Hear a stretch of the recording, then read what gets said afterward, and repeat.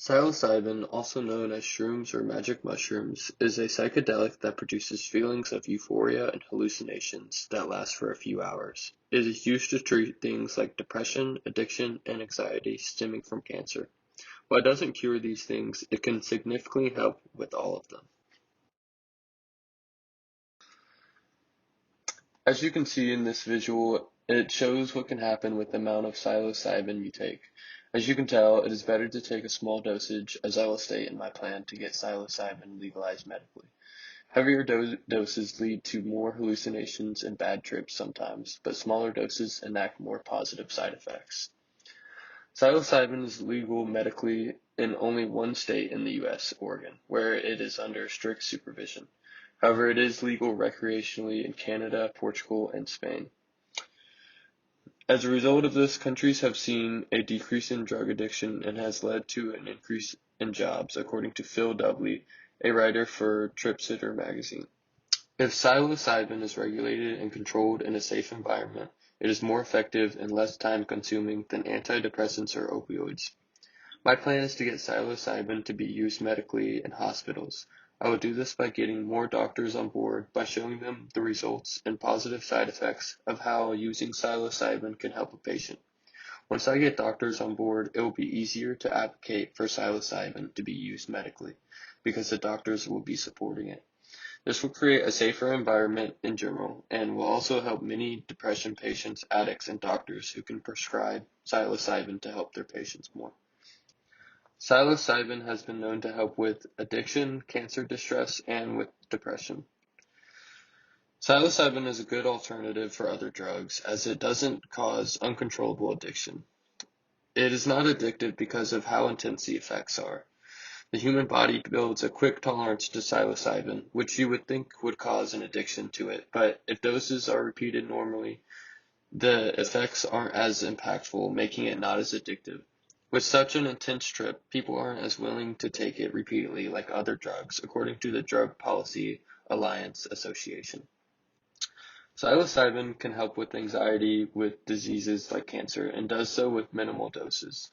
In a study by the Journal of Psychopharmacology, an ovarian cancer patient, Dina Baser, suffered from extreme anxiety, fearing a relapse after her treatment was successful in 2010.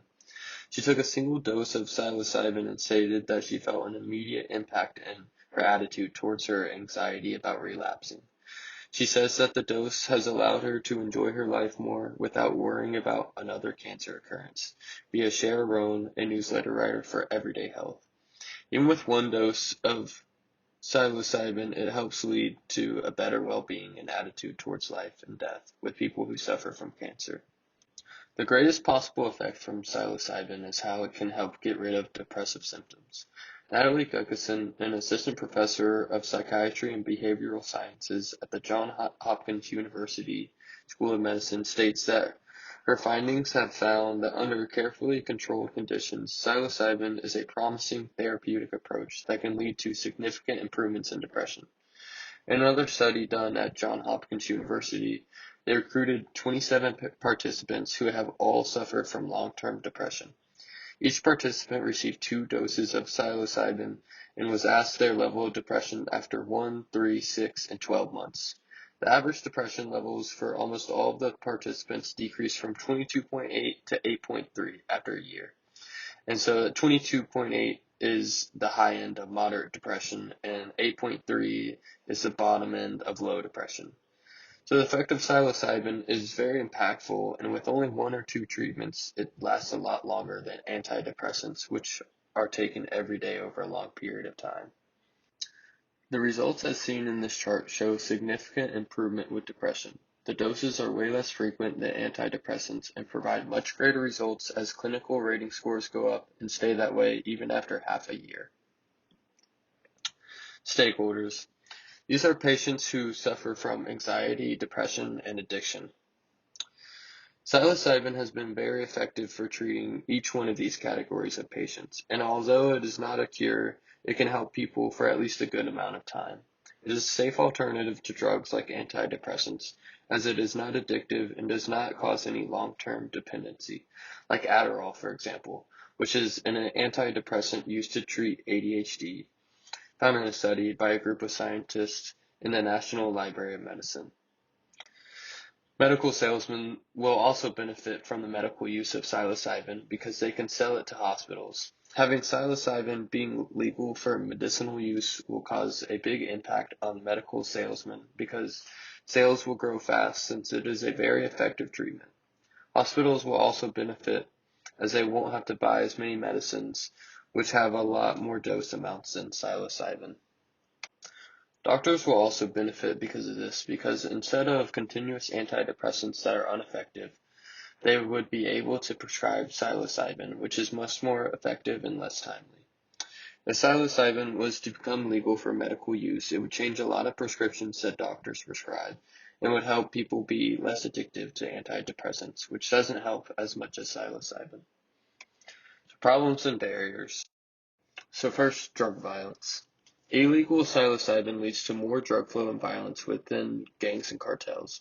Since psilocybin is illegal medically and recreationally, consumers have to illegally get them from unsafe dealers, which is not favorable. Gangs and cartels also have problems getting it, which leads to violence and more illegal activity. With psilocybin being legal medically, crime rates will go down, and psilocybin will be regulated safely, according to Bob Shepard, a writer at the University of Alabama at Birmingham, who focuses on psychedelics' relation to criminal behavior. Although psilocybin has rarely ever caused death, it should be regulated medically so users have a good experience and nothing goes wrong. This issue is not a huge problem, as most of the time psilocybin is not laced with other harmful drugs, but sellers who are trying to make more money by using less product could lead to more psilocybin deaths, especially if it gets more popular. However, there are little deaths due to unsafe psilocybin in the US. As seen in this chart that represents a year data about drugs in the US, it shows that in the mushroom category, only one death was reported, which is the lowest out of any drug.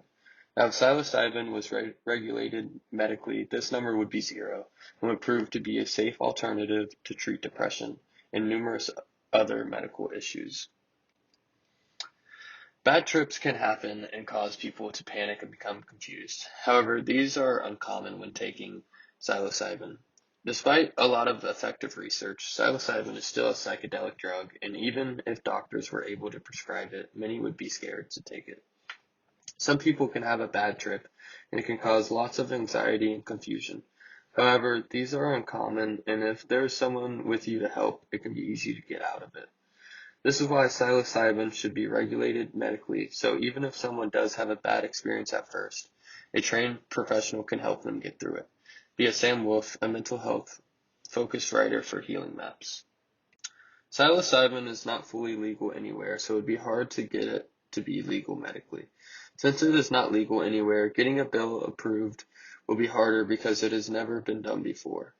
Oregon is the only place where psilocybin is legal if you are of age 21 or older and are supervised by a professional facilitator. It is not available for retail purchase because you must be an approved applicant first by the state, according to Sarah Kuta, a writer and editor for Smithsonian Magazine. Having a plan like this where you can obtain psilocybin for medical purposes would help many people treat depression in a different way that would be more effective if their previous treatments haven't worked. Research is still being done on psilocybin, so all of the effects are still not fully known yet. Some research suggests that positive results may be caused by the placebo effect, which is a positive health benefit from a person's anticipation that the thing they are doing, in this case psilocybin, will help them.